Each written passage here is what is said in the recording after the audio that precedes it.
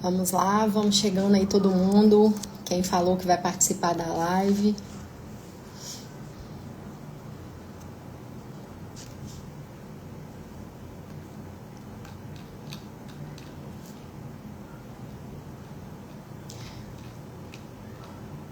Vamos lá, pessoal. Quem aí se comprometeu a entrar na live, a ficar nessa live hoje, vai aprender muito, tá?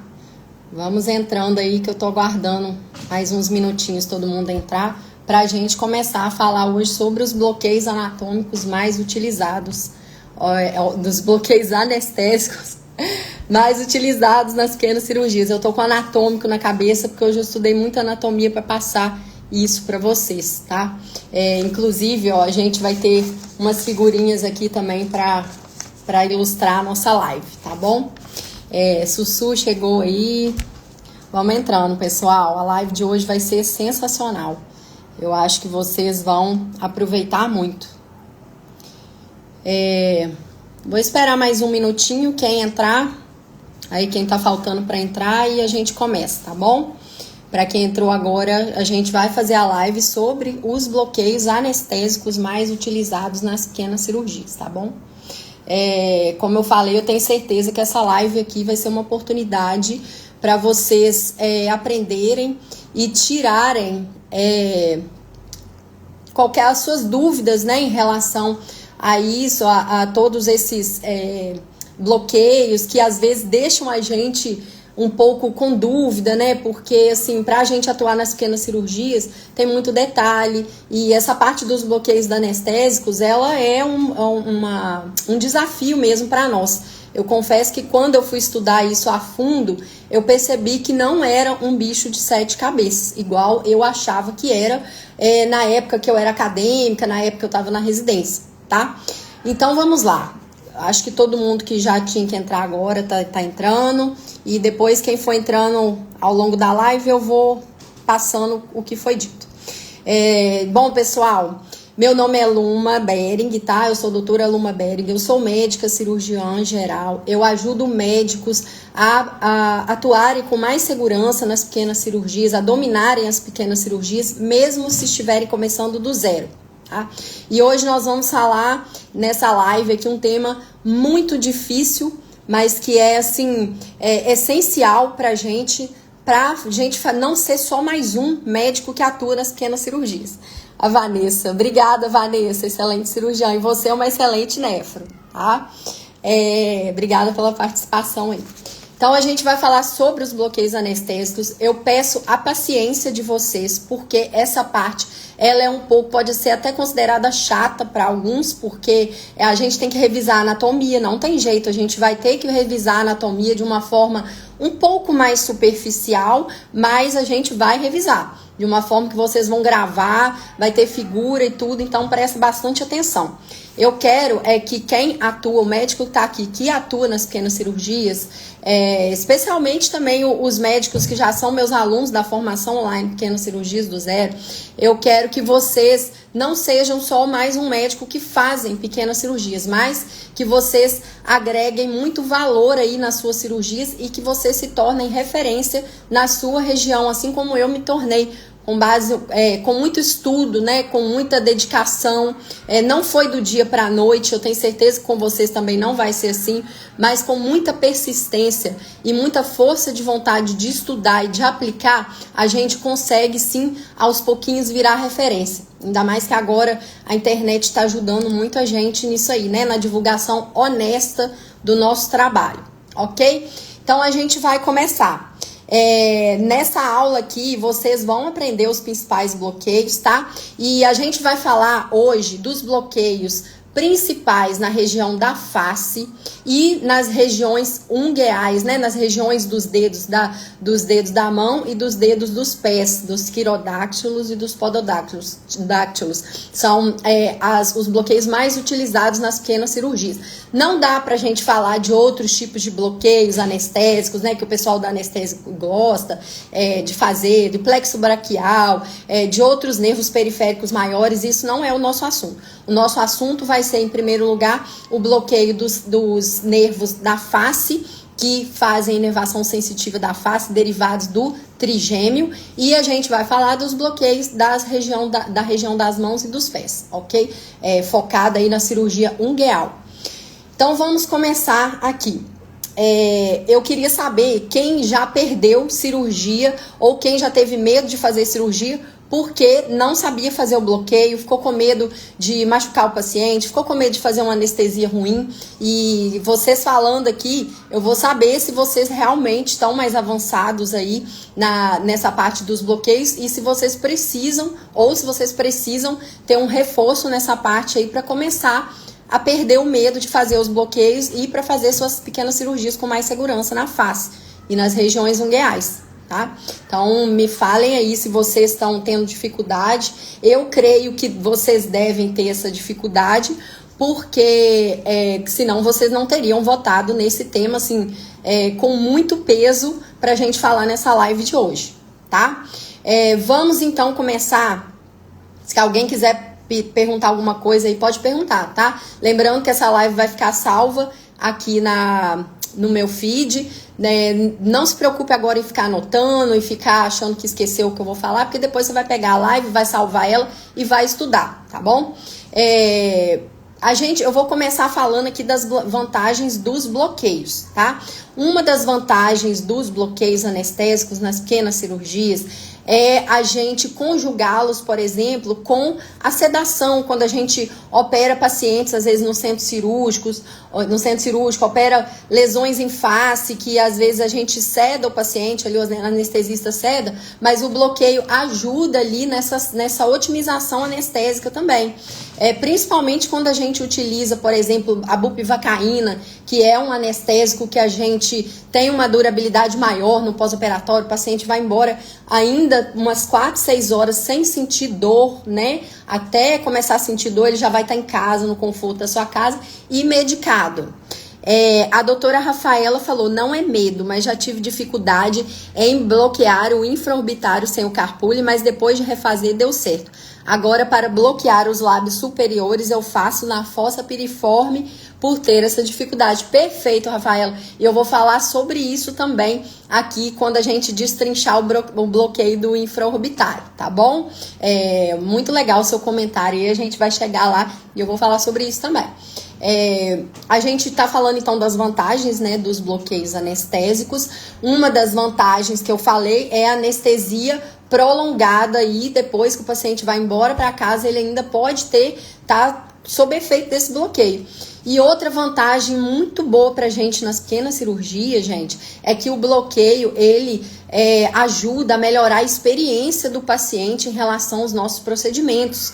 Em vez da gente fazer uma anestesia local de cara na região que a gente vai operar, por exemplo, a região aqui nasal, principalmente da asa nasal do dorso, são regiões extremamente dolorosas. Se a gente fizer a anestesia local de cara, o paciente vai sentir muito mais dor desnecessariamente do que se a gente tivesse bloqueado o infraorbitário, por exemplo, seu ramo aqui próximo da fossa piriforme, igual a Rafaela falou. Então é muito importante a gente se atentar a isso, porque se a gente não quiser ser só mais um nas pequenas cirurgias, a gente tem que pensar na experiência do paciente, e a experiência do paciente envolve dor também, dor desnecessária. Se o paciente tem ali um outro médico que fez um procedimento nele e que se preocupou com isso, você vai perder esse paciente para outro colega, tá bom? Então vocês têm que ser aí quem quer atuar de verdade, viver de pequenas cirurgias, ou pelo menos ter pequenas cirurgias como um complemento muito bom da sua renda aí na medicina, tem que pensar em todos esses detalhes, tá? Eu trouxe aqui, só para vocês verem, fiz um roteirinho aqui para a gente não se perder.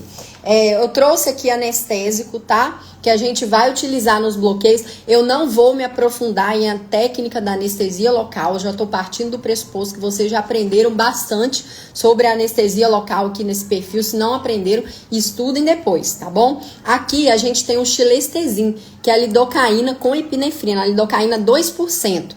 Quando a gente vai fazer o bloqueio com esse anestésico, é bom a gente diluir. Por quê? Porque senão vai ficar muito doloroso com essa porcentagem aqui de 2% da lidocaína. Ela torna a anestesia um pouco mais dolorosa, por exemplo, do que a de 1%, tá? A gente pode utilizar as duas, com vasoconstritor, mas desde que a gente se atente aí para a questão da dor, a ardência, né, na hora da aplicação. Então a gente vai usar a lidocaína aqui, por exemplo, que eu estou utilizando para ilustrar que é de 2%, e eu diluo 1 para 1 geralmente, vai depender da região, tá? Eu gosto de fazer o bloqueio com essa seringa aqui, essa seringa de 3 ml com rosca. Por quê? Porque quando a gente usa com rosca, a gente evita acidentes aí por extravasamento do anestésico, tá? Então é bom a gente sempre utilizar, principalmente no bloqueio da região aqui, para fazer a cirurgia na região ungueal, no bloqueio do nervo digital, tá bom? Então é bom a gente sempre utilizar essa seringa com rosca aí para evitar acidente. A gente utiliza também a agulha primeiro para anestesiar a pele. O que eu queria falar com vocês aqui agora é muito importante. A gente não faz o bloqueio do paciente com anestesia, com agulha mais calibrosa, por exemplo, aquela intramuscular. É um absurdo a gente chegar e fazer aquilo. Por quê? Porque o paciente vai morrer de dor na hora que você introduzir aquela agulha imensa na pele dele. Então, utilize sempre a agulha de insulina, tá bom? Essa daqui, ó, ela é de base amarela, canhãozinho amarela, ela é 0,3 por 13 milímetros. Ela é bem fininha, tá bom? Eu já mostrei a diferença dela aqui para outra de canhão marronzinho lá de agulha de insulina, que é um pouco mais calibrosa que essa. Então, prefiro sempre essa. A gente vai utilizar a 40 por 12, né? A nossa famosa 40 por 12 para aspirar o anestésico. Ou também a gente pode utilizar essa pequenininha aqui de insulina. Eu adoro ela, principalmente para fazer bloqueio, tá? Tem alguns estudos, se alguém quiser me passar, me perguntar, depois eu mando o estudo. Até tava vendo uma aula um dia desse para trás de um anestesiologista, que ele falou que quando a gente vai fazer bloqueio anestésico ou mesmo anestesia local, tem estudo já falando, ele até colocou o nome do estudo, eu fiz um print para mandar para quem quiser.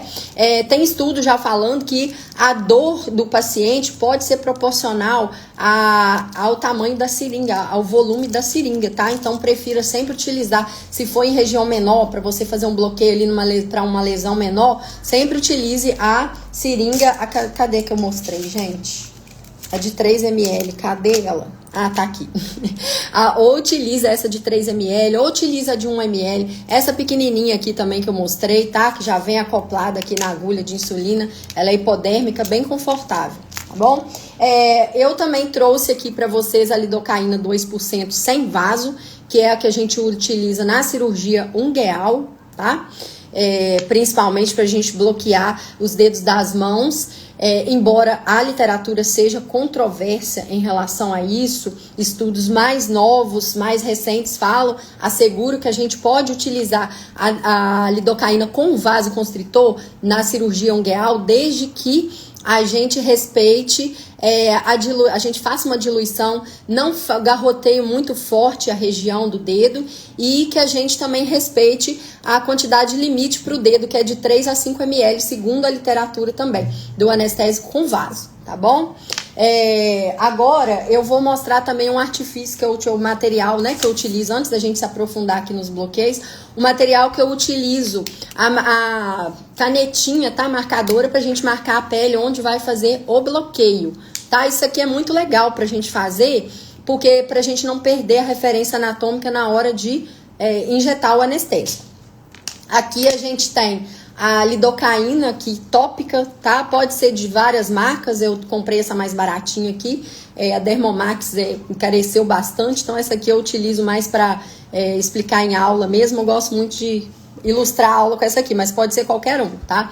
Eu utilizo a lidocaína aqui tópica, peço o paciente para aplicar um pouquinho antes da cirurgia, para ficar ainda mais confortável a anestesia dele, para ficar ainda mais confortável o bloqueio, tá? Então eu utilizo de todos os artifícios para ficar bem confortável, para o paciente se sentir, sentir que a gente está se preocupando muito com ele na questão da dor, ok? Aqui eu trouxe só para ilustrar também, né, a aguinha destilada ou cloreto de sódio, que é o que eu utilizo, estéreo, para fazer a diluição do anestésico, e já mostramos todos os materiais. Agora a gente vai falar dos erros que a gente faz antes de entrar lá nosso assunto aí da anatomia, eu vou te falar alguns erros que a gente pode cometer nas pequenas cirurgias por ter esquecido de fazer o bloqueio anestésico.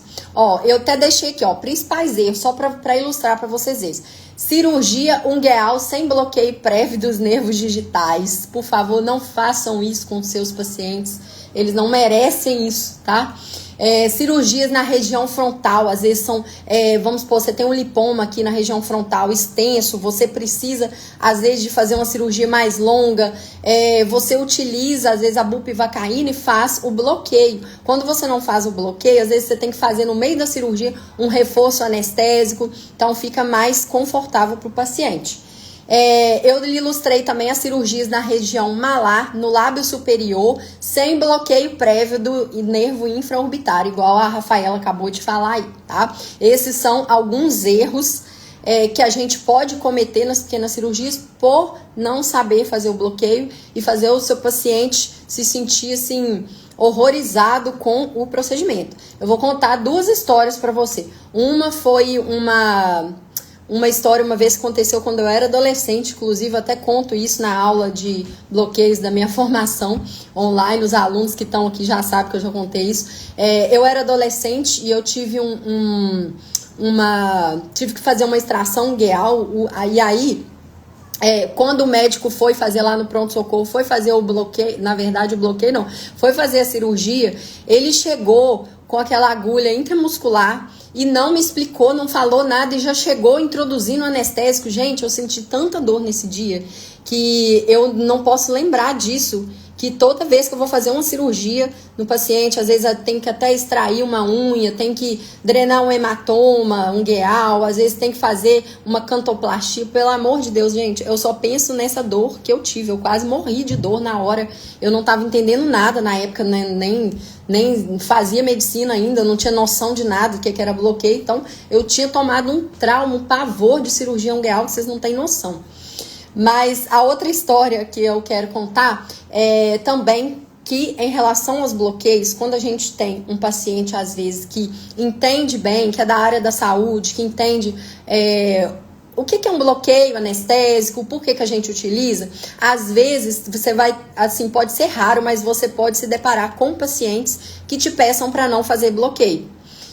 Eu tive um paciente recentemente, inclusive essa aula ficou na formação online Pequenas Cirurgias do Zero. Esse paciente, ele tinha um lipoma aqui na região frontal imenso. É uma cirurgia demorada porque esse lipoma, a gente precisa rebater o músculo frontal porque ele costuma ficar atrás do músculo frontal. E muitas vezes ele pode ser até confundido com protuberância óssea nessa região. Mas voltando ao meu paciente, ele me pediu, ele era da área da saúde, ele falou assim, não, eu não quero fazer bloqueio, faz só anestesia local, eu aguento, a gente faz aí anestesia tópica primeiro, depois faz a local, porque eu já tive uma experiência horrível com bloqueio, eu não quero fazer, não quero, tomei um choque, ele cismou que tinha... o médico que fez um outro procedimento dele não tinha cuidado e ele ficou com muito trauma. Então, o que eu ponderei? Eu falei assim, olha, eu faço bloqueio, a minha técnica é assim, eu te garanto que você vai sentir menos pavor, menos dor do que você sentiu nessa aí, com certeza, mas ele não quis, entendeu? Então, eu fui, fiz a local, ele aguentou, a gente fez o procedimento, deu tudo certo, tá? Então, isso aí é uma conversa que você vai ter com o seu paciente também. Por isso que é bom fazer um pré-operatório direito, consultar direitinho o paciente antes da cirurgia. Mas então vamos lá, porque senão eu vou ficar contando muito caso e a gente não vai entrar na nossa aula. Antes de explicar um por um, eu lembrei aqui, ó, pra gente falar sobre o bloqueio. Gente, agora, a partir de agora, todos os bloqueios que eu vou explicar, a gente já vai partir do pressuposto que é o seguinte, você não vai chegar com a agulha, mesmo que seja essa agulha de insulina fininha aqui, você não vai chegar já introduzindo de cara a agulha ali onde você tem que fazer o bloqueio. Pensa que o seu paciente, ele tem aqui, né, a parte externa da pele, ele tem a derme, às vezes tem o subcutâneo, então vai em etapas, entra com o bisel da agulha, primeiro sente a pele, faz um botãozinho, depois vai, sentiu que o paciente já teve uma perda ali de sensibilidade, vai entrando devagarzinho, não custa nada você esperar mesmo no bloqueio do que chegar já introduzir a agulha. Assim, eu vou contar uma outra história também para vocês. Não estou falando mal da pessoa, nem vou falar quem que é, mas uma vez eu estava num evento e a pessoa estava ensinando cirurgia ungueal e na hora de anestesiar, de fazer o bloqueio digital, a pessoa simplesmente fez igual o outro médico que eu falei que fez comigo quando eu era adolescente. A pessoa chegou e ali no dedo do paciente, que eu falei, meu Deus, o paciente quase pulou eu vi que ele fez uma cara de pavor, assim, sabe? Que não explicou pro paciente, chegou lá e já introduziu a agulha e bloqueou. Assim, não façam isso, tá? Porque isso aí vai fazer o paciente tomar pavor de vocês, tá? Vai por mim. Não façam isso, tentem pensar sempre na experiência do paciente, independente se você estiver também no seu consultório ou se você estiver no SUS. Porque o procedimento que eu faço no consultório particular é o mesmo procedimento que eu tenho que fazer no SUS. Apesar dos tempos dos dois serem diferentes, a gente sempre tem que pensar na experiência do paciente também no SUS, mesmo que a gente tenha menos tempo para a gente fazer as cirurgias deles no SUS. A gente utiliza de outros artifícios para agilizar ali a cirurgia e o pós-cirúrgico ali nas explicações. Mas isso não é também conteúdo aqui da nossa live hoje. O Pedro falou parabéns, excelente profissional. Obrigada, Pedro. Obrigada pela sua presença aqui na live. Então, gente, tenham em mente que agora o que eu vou falar essa anestesia aí no bloqueio vai perpassar pela anestesia da pele, vai fazer por etapas. Não faça esse bloqueio direto assustando o paciente, tá? Vai por mim, isso aí vai te ajudar bastante aí. É bom que você fica menos apavorado na hora de bloquear, vai sentindo a região anatômica e vai fazendo o bloqueio para depois fazer a anestesia local. Agora, seguindo o meu script aqui dessa live, que ela é muito grande, a gente vai fazer uma revisão anatômica breve. Eu não falei com vocês que a gente vai começar pelo trigêmeo, né, pela face. E o nervo trigêmeo, ele é o quinto par craniano. Ele é responsável pela maior parte da inervação sensitiva da face. Ele tem um componente motor aí que é da mastigação, mas isso não vem ao caso pra gente, tá? E a gente só lembrando, né, que ao contrário dele, o facial é responsável pela mímica, pela inervação motora e pouca inervação sensitiva, ao contrário do trigêmeo. Então a gente vai falar do trigêmeo, ele vai se originar aqui, ó, na região central da ponte e formar o gânglio trigeminal, próximo à parte petrosa do osso temporal. Guardou isso? Ok. Agora, o que vai ser mais importante para a gente guardar aqui na face e nos bloqueios? Os três ramos deles são o oftálmico, o maxilar e o mandibular. Do oftálmico, que vai interessar pra gente aqui nas pequenas cirurgias é o frontal e o nasociliar, tá? O frontal, ele vai dar origem a dois nervos que interessam muito pra gente aqui nos bloqueios, que é o supratroclear e o supraorbitário. Eles vão subir, tá? Eles vão sair da órbita e subir em direção aqui à fronte. Então, grava aí que esses dois nervos vão interessar muito pra gente na hora de fazer o bloqueio na face, tá? O maxilar, o ramo mais importante pra gente nas pequenas cirurgias, é o seu ramo terminal, o infraorbitário, tá? O infraorbitário, ele tá aqui, a gente vai conseguir daqui a pouco palpar o forame, eu vou mostrar. Ele interessa muito pra gente também nas cirurgias da face, no bloqueio, tá? Nos bloqueios da face. Agora a gente vai falar do mandibular. É um nervo não tão importante aqui pra gente nas pequenas cirurgias quanto para odonto, mas a gente pode utilizar do seu bloqueio para fazer cirurgias aqui nessa região aqui do queixo, lábio inferior. Às vezes a gente tem um retalho, às vezes a gente quer prolongar ali a analgesia do paciente fazendo um bloqueio, igual eu falei com a bupivacaína, que dura um pouquinho mais. Então ele interessa pra gente, tá bom? Vamos começar, então, pelo infraorbitário. Por que eu coloquei ele primeiro e não segui a ordem lá dos ramos do oftálmico, maxilar e mandibular? Porque ele é o mais importante, ele é o mais falado nas pequenas cirurgias, na face, e eu vou mostrar para vocês aqui que existem duas formas da gente bloquear o infraorbitário. Uma forma que não vai nos interessar é a forma intraoral. Essa forma aí, geralmente, o pessoal da odonto faz com mais expertise que a gente. Então, a gente não vai falar dela hoje. Nós vamos falar da forma extraoral, tá?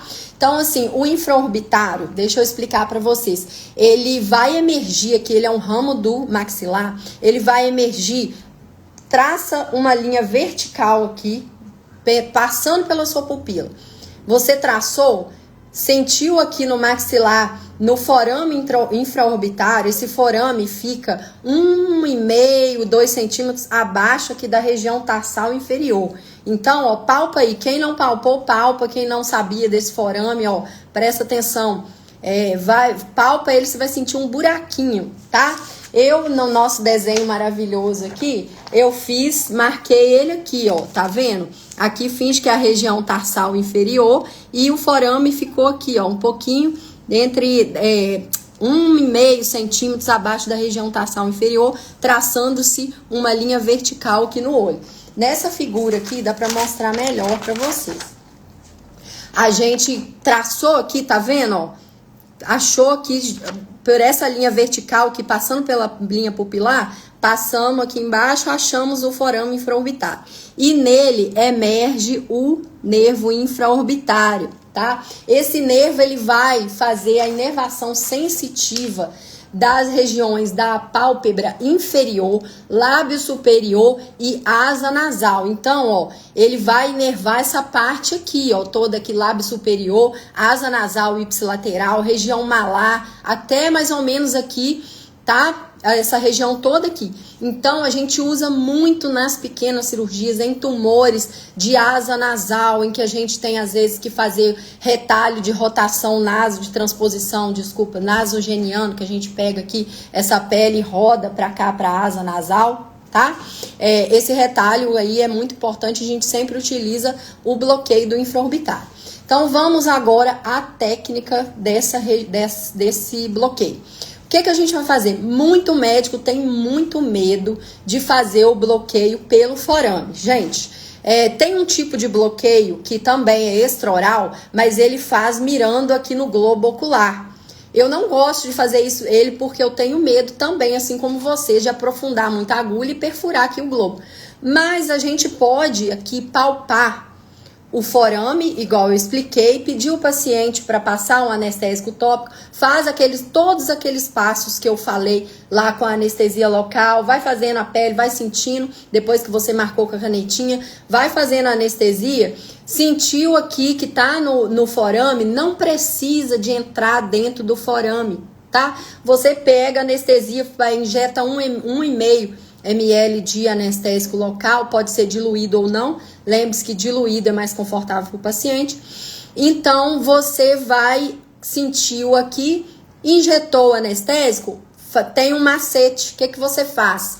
Pega e faz uma compressão digital. Vai fazendo a compressão digital ali, e aí você vai esperar entre 5 a 10 minutos, que é o tempo necessário para ser bloqueado este nervo, tá? Esperou 5 a 10 minutos, testa com o paciente, tá sentindo dor aqui? Tá sentindo dor aqui? Ele vai falar assim, tô sentindo menos. Aí tá na hora ali que passou esse tempo, tá na hora de você fazer a anestesia local.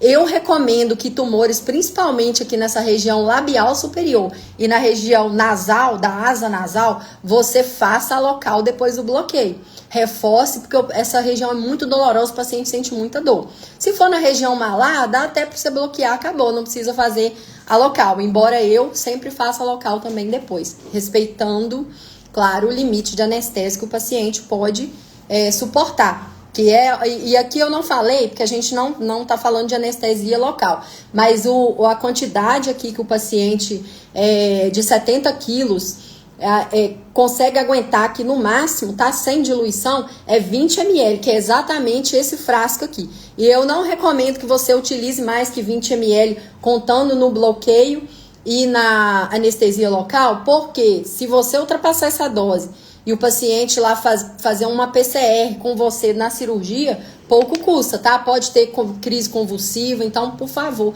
atente-se aqui à dose máxima de anestésico, tá? Voltando lá, então eu falei da compressão, a gente comprimiu, esperou o tempo, partiu para anestesia local. Alguém tem alguma dúvida sobre isso, gente? Se não tiver, eu vou continuar. Eu apelidei um outro bloqueio aqui que é do ramo do infraorbitário de bloqueio alternativo, tá? Eu aprendi isso com um professor. Ele explicou que no caso, se a pessoa tiver medo aqui de perfurar o globo ocular com a penetração da agulha nesse forame, você utiliza aqui o bloqueio, por exemplo, de um ramo do infraorbitário que ele fica aqui na fossa piriforme, igual a Rafaela falou, tá? Esse raminho aí, a gente, se eu não me engano, ele chama nasal, deixa eu ver aqui, nasal lateral, tá? Ramo nasal lateral. Então é um bloqueio nosso alternativo para quem tem medo. Embora eu já desmistifiquei, já falei que não precisa entrar perfurando o globo, você pode fazer o bloqueio tranquilamente dessa forma, mas se você ainda estiver com medo, faz um bloqueio aqui na fossa piriforme. Só que eu vou te falar, esse bloqueio aqui na fossa é muito mais doloroso do que aqui. Então, vai tentando treinar esse bloqueio clássico do extraoral do infraorbitário, que você vai ver que não tem medo, não tem mito, você não precisa de você aprofundar a agulha aí, tá? Você não vai ter que entrar com a agulha dentro do forame, tá tudo bem, depois você vai ver que o bloqueio vai dar certo se você esperou o tempo correto, tá? Vamos agora falar dos bloqueios mais importantes depois do infraorbitário, que é o supratroclear e o supraorbitário. Os dois vão emergir aqui, ó. Eu vou mostrar para vocês aqui. O supraorbitário, ele vai estar nessa mesma linha vertical que eu falei, que perpassa pela linha pupilar aqui, e o infraorbitário. Só que ele vai estar no sentido, né, superior. Então, esse forame supraorbitário, ele vai ser a região anatômica em que o nervo supraorbitário, que é ramo do frontal, ele e o supratroclear são ramos do frontal, que é ramo do oftálmico. Então, eles vão passar aqui, tá? O supraorbitário vai passar no forame homônimo e o supratroclear, ele vai passar aqui nessa parte média e superior, medial e superior do globo ocular aqui na parte superior, tá? Então, ele vai passar por aqui. No meu desenho aqui feio, eu também desenhei, tá vendo? Ó, o supraorbitário aqui, passando nessa linha que passa aqui pelo infra, e o supratroclear, mais ou menos 1,5 centímetro aqui nessa parte medial da órbita aqui, da linha orbital superior, tá?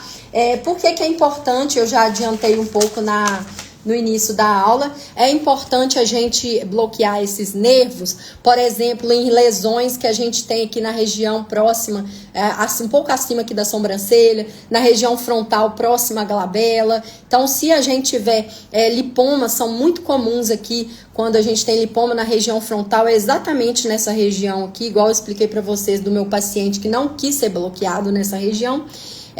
A gente tem, assim, se o paciente quiser, né, concordar, a gente tem que fazer o bloqueio aqui nessa região desses dois nervos, para a gente ter um conforto melhor na hora da anestesia local, para o paciente nosso se sentir mais confortável.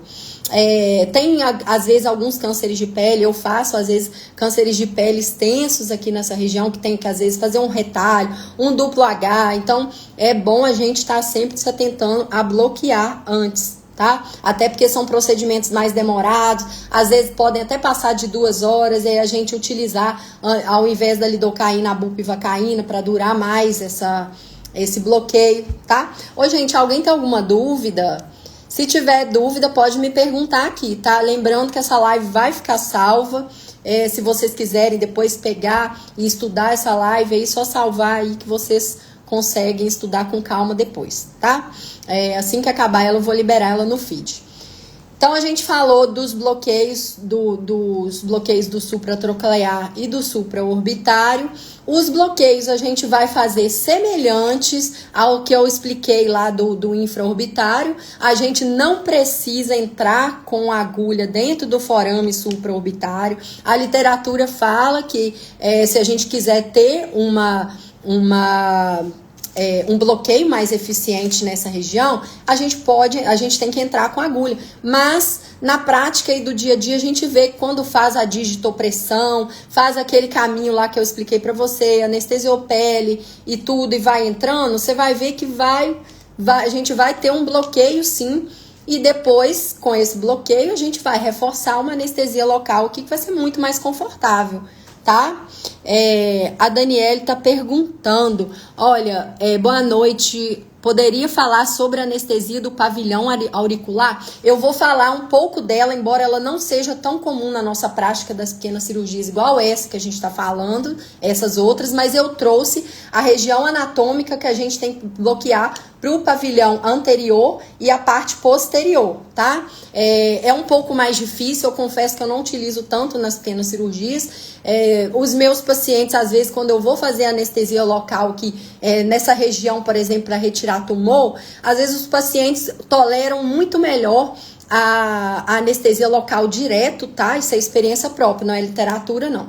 Às vezes os pacientes toleram muito mais do que se a gente pegar e fazer uma anestesia aqui.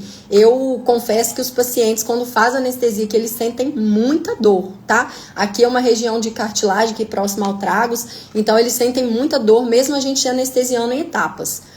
Quando o procedimento é muito prolongado, aí a gente, às vezes, pode fazer esses bloqueios pensando, né, igual eu falei nos outros, a gente prolongar a analgesia, tá? Para lobuloplastia, olha só, eu não faço para lobuloplastia, eu nunca fiz esses bloqueios, tá? Os pacientes toleram muito bem, inclusive na literatura fala que para lobuloplastia é utilizado, mas na minha prática eu não utilizo, porque os pacientes, na minha prática, eu vejo que eles toleram muito bem a anestesia local, que o lóbulo não é uma região que, se a gente faz a técnica mais lentinha, mais em etapas, progressiva ali, o paciente tolera, e não é uma técnica tão dolorosa para o paciente, igual nessas regiões aqui da face que a gente tem que fazer o bloqueio antes. Mas isso é uma opinião profissional pessoal minha, tá? De acordo com o que eu vi dos meus pacientes. Pode ser que para os seus seja diferente, tá? Então vamos continuar aqui.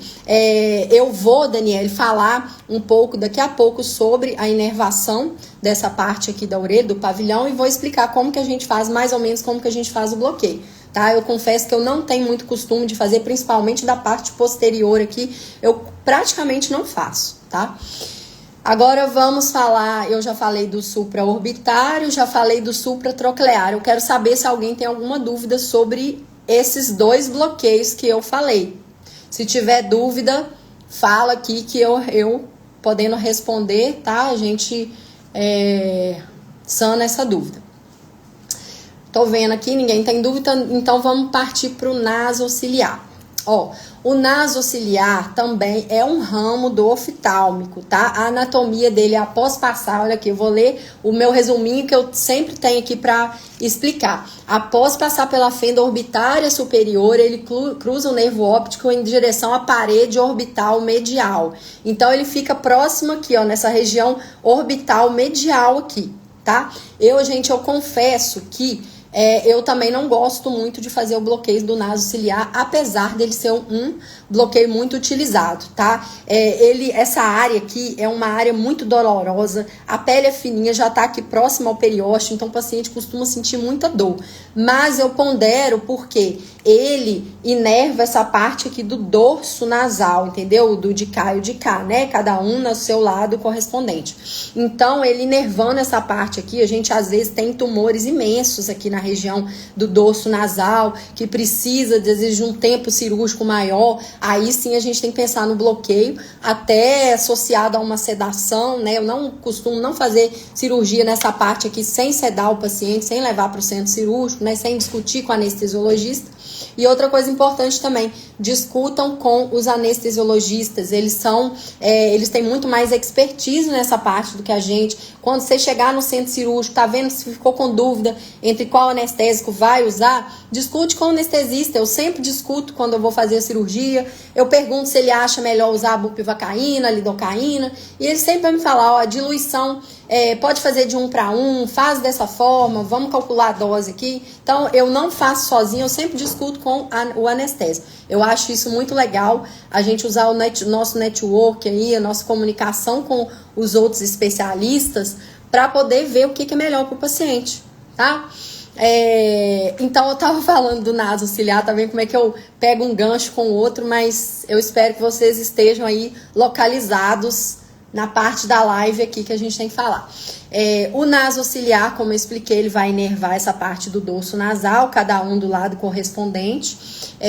Eu falei que eu não gosto muito de fazer anestesia aqui, porque eu acho ela extremamente dolorosa. Os pacientes, quando a gente faz aqui, eles sentem um desconforto muito grande, mas nós temos que ponderar em tumores muito grandes nessa região. Quando a gente precisa fazer um retalho, às vezes um retalho bilobado, a gente pode anestesiar aqui conjugado o naso ciliar com aquele raminho lá do infraorbitário para também anestesiar essa parte da asa nasal, a transição do dorso para a asa, às vezes a parte da columela. Então, nem sempre a gente vai utilizar só um bloqueio, a gente vai utilizar 2 geralmente, ou 3, dependendo da área, tá, gente? Igual aqui, a gente sempre, o costume, onde eu aprendi tudo, onde eu tive mais experiência, né, na época da minha residência, a gente sempre bloqueava os 2 juntinhos aqui, nunca era um ou outro, tá?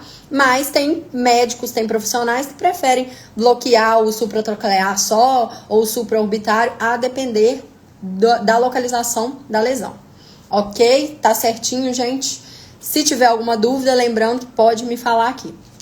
Aí, eu vou falar da técnica para vocês, tá? Eu peguei do que tem de mais recomendado na literatura. Eu achei um pouco controverso um livro ou outro, mas eu tô passando aqui para mostrar para vocês. A técnica, a gente vai fazer assim, ó. Ele localiza-se numa referência de meio centímetro, eu encontrei de 0,3 centímetros e de até meio centímetros na região do canto interno da órbita. Então, você viu o canto da órbita aqui, você conta mais ou menos de 0,3 a meio centímetro aqui, mais ou menos, que fica nesse trajeto aqui, o naso ciliar, tá? Então, você vai fazer de 1 a 1,5, penetrando no forame também. Olha só, eu não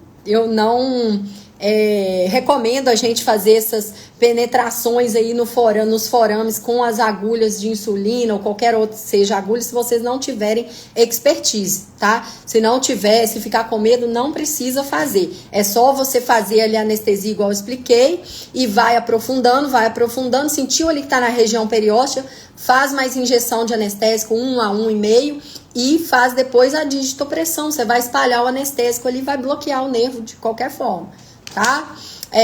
Tem gente que já me perguntou o que acontece. Eu vou falar de complicações depois, mas já adiantando. O que acontece se a gente perfurar a agulha no nervo?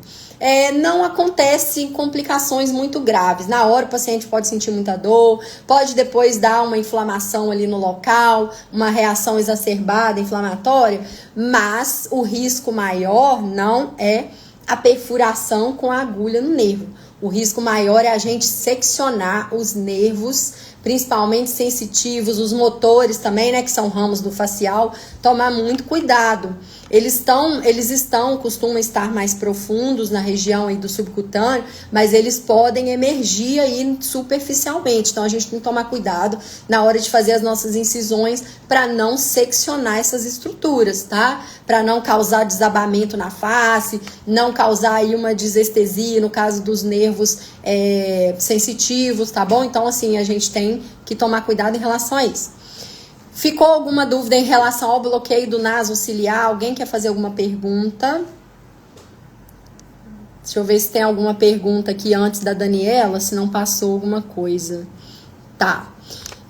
Por enquanto a gente não teve. Então a gente falou, para quem tá entrando aí na live agora, tô dando fazendo um resumão aqui agora. A gente falou dos ramos do trigêmeo, que são mais interessantes aqui pra gente nas pequenas cirurgias, que vão ajudar a gente a fazer as nossas cirurgias melhores e a proporcionar uma experiência melhor para os nossos pacientes, tá? Então a gente já falou do bloqueio do infraorbitário. Se você perdeu, não se preocupe, assiste essa live a partir de agora e depois volta, que ela vai ficar salva no feed hoje, tá? Assim que terminar. A gente falou do infraorbitário, do supratroclear, do supraorbitário e do nasociliar. Agora a gente vai falar do mentoniano, tá? Aqui também tem um macete anatômico pra gente achar aí o forame mentoniano, que é o forame onde passa o feixe vasculo nervoso, tanto o nervo mentoniano quanto os vasos aqui mentonianos que ficam junto com o nervo, tá? Então, olha só, vou falar para vocês aqui do meu resuminho do que é a anatomia dele. Depois a gente vai partir pro bloqueio dele, tá? Esse só, assim, para resumir, o bloqueio do mentoniano, igual eu falei no início da live, ele também não vai ser tão protagonista pra gente nas pequenas cirurgias, igual ele é às vezes para odonto, tá? Mas a gente vai aprender também a fazer o bloqueio dele em caso quando a gente tiver tumores grandes aqui nessa região mentoniana ou labial inferior, às vezes a gente precisa fazer um retalho aqui nessa região, então é bom a gente às vezes estar ponderando o bloqueio para não matar o paciente de dor na hora de fazer uma anestesia local, tá? Direto antes de bloquear. Esse nervo ele é ramo do alveolar inferior, ele emerge na mandíbula por meio do forame mentoniano. Ao forame mentoniano aqui, eu já vou explicar a anatomia dele. Gente, meu papel partiu aqui. Eu vou explicar a anatomia dele daqui a pouco, só guarda mais ou menos essa linha aqui onde ele passa. E o meu bonitinho, meu bonequinho bonitinho também tá aqui, ó. Essa linha aqui mais ou menos, onde a gente vai explicar a anatomia, tá? Então eu tava falando, ele vai emergir na mandíbula por meio do forame mentoniano com a artéria e seu feixe vascular de mesmo nome. Sua referência é a linha vertical entre os premolares inferiores, na metade da distância entre as margens superior e inferior da mandíbula. Ele vai inervar a mucosa gengival, os tecidos moles do mento, a pele e a mucosa do lábio inferior, tá? Então é importante nesses casos dessas cirurgias que eu comentei aqui agora, tá? E a técnica a gente vai fazer na abordagem extraoral, diferente do pessoal às vezes da odonto que faz intraoral, tá? Então eu vou falar com vocês aqui, é um pouquinho complexo, mas vocês vão entender. Ó, na parte extraoral, na abordagem extraoral, a gente vai desenhar uma linha vertical a partir da comissura labial, fazendo um ângulo perpendicular à borda inferior da mandíbula, tá? Então, é mais ou menos aqui, a gente vai traçar essa linha e vai pegar aqui no meio do caminho, eu já até palpei aqui, no meio do caminho a gente vai achar o forame, que é onde eu desenhei no nosso bonequinho lindo aqui, ó, tá? Ele fica aqui dos dois lados e aqui nessa figura aqui também que eu já mostrei para vocês, ok? Então, a gente vai fazer também aquele bloqueio, como eu expliquei, perpassando pela pele, em etapas para não assustar o paciente, fazer bloqueio de uma vez. Então, a gente vai fazendo esse bloqueio progressivo, vai injetar 1,5 ml, 1 ml mais ou menos, a depender do tamanho da lesão que você vai retirar, né, do retalho que você vai fazer, ou do enxerto, ou o que quer que seja aqui nessa região, tá? Então, a gente também não precisa perfurar o forame. A literatura fala pra gente não perfurar o forame, alguns livros falam, tá? Pra gente não perfurar o forame por causa do feixe vasculo nervoso que passa junto. Então, ele falou que pode ter uma lesão vascular, pode ter um sangramento a mais. A gente vai fazer essa técnica aqui, vai encostar no periósteo, vai sentir ali, injetou o anestésico, fez um pouquinho de massagem aqui na região, comprimiu, esperou 5 a 10 minutos para o bloqueio fazer efeito e depois faz a sua anestesia local, tá? Alguém tem alguma dúvida sobre isso? Tem alguma dúvida também sobre os outros bloqueios que eu falei, gente? Por favor, se tiver dúvida, pode perguntar, tá? Agora que a nossa colega perguntou mais cedo sobre o bloqueio do pavilhão auricular. Gente, eu confesso que eu acho muito difícil essa parte da anatomia. Eu vou trazer para vocês aqui um resuminho da inervação da face posterior da orelha e da face anterior da orelha, tá? Eu vou mostrar aqui para vocês. Então vamos começar. Para mim esse é o mais difícil e esse é o que eu menos utilizo, mas eu trouxe aqui, e a nossa colega também lembrou, né, que ela tem dificuldade nisso, então vamos trazer isso para vocês gravarem o mais essencial. Eu vou falar aqui da anatomia do bloqueio da região do pavilhão auricular. Este apresenta a inervação sensorial por meio dos nervos auricular maior, que vem de C2 e C3, e occipital menor, que vem de C2.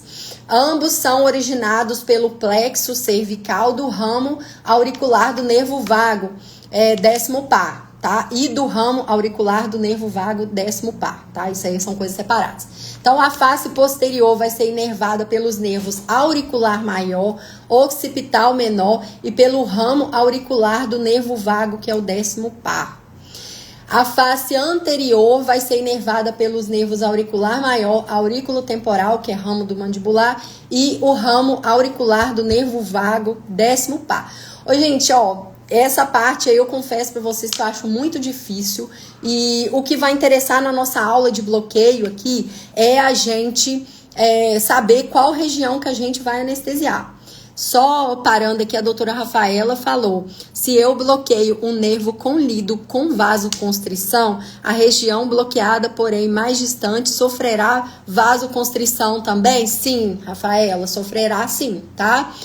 Aqui a gente tem toda uma rede ali capilar que vai sofrer a vasoconstrição naquela área ali no local, tá?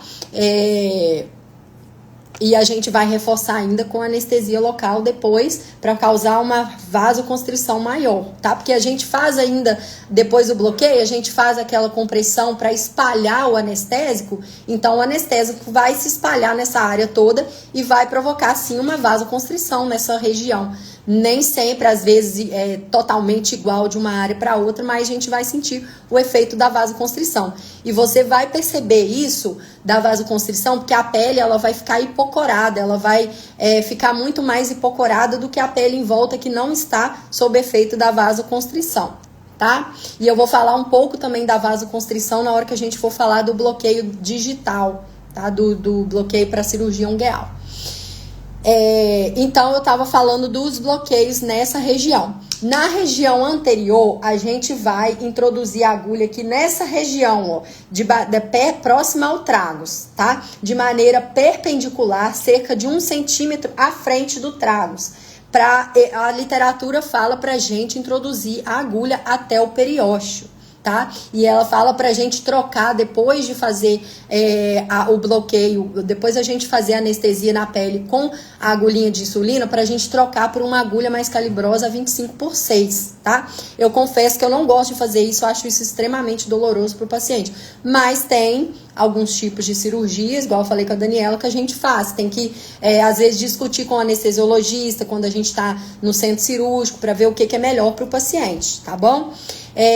Então a gente vai introduzir aproximadamente de 1 a 2 ml, fazer aquela digitopressão aqui também, esperar o tempo do bloqueio e partir para a cirurgia, tá? Partir para a cirurgia, não, desculpa, para a anestesia local e depois a cirurgia. E agora, o posterior, a literatura fala, você vai injetar entre o mastoide e o conduto, tentando não penetrar a parte óssea. Você vai penetrar aqui no cantinho entre elas, tá? Que não é a parte óssea. Então ele fala para tomar muito cuidado para não injetar na parte óssea, porque pode ser doloroso, muito doloroso para o paciente. Então ele fala para injetar de 1 a 2 ml, afundando delicadamente a agulha de insulina. Em ambas as técnicas, nós temos que esperar de 5 a 10 minutos para fazer um bloqueio efetivo, para depois a gente partir para uma anestesia local, por exemplo, nessa região posterior aqui da orelha. Entendido? Alguém tem mais alguma dúvida? Eu não sei se isso está tão complicado para vocês, eu quis trazer aqui de uma maneira mais simples, tá? Para vocês entenderem melhor. A doutora Rafaela falou, por exemplo, quando bloqueio infraorbitário com vaso, percebo que a mucosa labial não sofre vasoconstrição e tenho que reforçar com o local, por isso a dúvida. Deixa eu te perguntar, você está esperando o efeito do vasoconstritor? Porque quando a gente faz o bloqueio, ou mesmo quando faz a local, a gente tem que esperar o efeito do vasoconstritor. Não adianta só esperar ali 1 minuto para dar um efeito da lidocaína, mas não esperar de 5, 6, 7 minutos para fazer o efeito vaso, para você ver que a região ali ficou pálida, ficou hipocorada, tá? Eu não sei se você está esperando, mas se atente a isso, porque senão não adianta a gente utilizar o vasoconstritor. A gente vai estar utilizando à toa porque não esperou o seu efeito mais, o pico ali do seu efeito para a gente começar a cirurgia, tá, Rafaela? Pode ser que seja isso mesmo. Sim, uns 10 minutos, exatamente, tá? Mas você vai, o bloqueio, acho que eu entendi o que você falou. Você tá falando que você tem que reforçar com anestesia local, mas você, na maioria das lesões que você vai fazer o bloqueio antes, você tem que reforçar com anestesia local depois, tá? Porque às vezes o bloqueio, ele se dá em regiões aqui, vamos supor, a gente tá com uma lesão no lábio superior, asa nasal, são áreas extremamente dolorosas, a gente faz o bloqueio e ainda tem que fazer a local também, tanto para vasoconstrição quanto para diminuir a dor do paciente com o procedimento, tá? Por isso que a gente tem que fazer o bloqueio antes e reforçar com a anestesia local, tá? De nada, tá? Se tiver alguma dúvida, pode perguntar. E o que eu também não souber responder, a gente procura na literatura e te passo depois, tá bom? Mas é basicamente isso aí que eu tô te falando. Esperou o efeito, faz a local e depois parte para a cirurgia, tá? Em alguns locais também, quando eu já fiz alguns cursos fora, o pessoal, às vezes, para ensinar algumas cirurgias, bloqueava antes os pacientes, depois vinha arrematando todos os pacientes de novo, cada profissional, fazendo a local ali, quase que enfileiradinho, né, para cirurgia ungueal. Então, se atente sempre para o bloqueio e depois um reforço com a local.